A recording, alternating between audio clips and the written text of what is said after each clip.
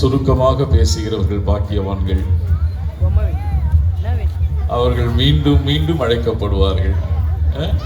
So I'll be very short in my sermon, right? கேள்விக்கு ரெடியா? எல்லாம் ரெடியா இருக்கீங்களா? சரி, கேள்விக்கு பதில் தெரிந்தவர்கள் கையை உயர்த்துங்க. எங்க டயசிஸ் டாக்குமெண்டேஷன் மேனேஜர் உங்களுக்கு மைக்ரோஃபோன் கொடுப்பாரு, பதில் நீங்க சொல்லணும். 4 வகை, நானே ஆன்சர் சொல்லிட்டேன். எத்தனை விசுவாச பிரமாணங்கள் இருக்கின்றன? நமது திருச்சபையில் உபயோகப்படுத்தப்படுவது எவை? கையை தூக்கிட்டு நீங்க சொல்லணும். திடப்படுத்தல் பெற்றவர்கள் மட்டும். சொல்லுமா கேரன்? 3 விசுவாச பிரமாணம் சொல்லுங்க. அப்போஸ்தலர் விசுவாச பிரமாணம். Very good. நேசியா விசுவாச பிரமாணம். அட்டனேஷன் விசுவாச.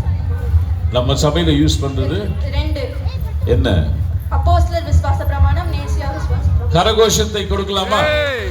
ரொம்ப அழகா சொல்லிட்டாங்க. நமது பைபிள்ல எத்தனை பிரிவு இருக்கு? அதுல பழைய புத்தகத்துல எத்தனை புத்தகம், இதுல எத்தனை புத்தகம்? கை தூக்குங்க. 2 பிரிவுகள். பழைய ஏற்பாட்டுல 39, புதிய ஏற்பாட்டுல 27. வெரி குட், கை தட்டிடலாம். நற்செய்தி நூல்கள் எவ்வளவு?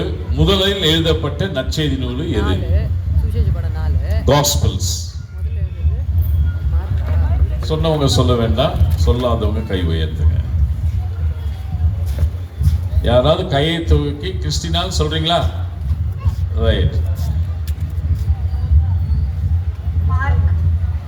எத்தனை நற்செய்தி நூல் இருக்கு சொல்லுங்க, என்னென்ன?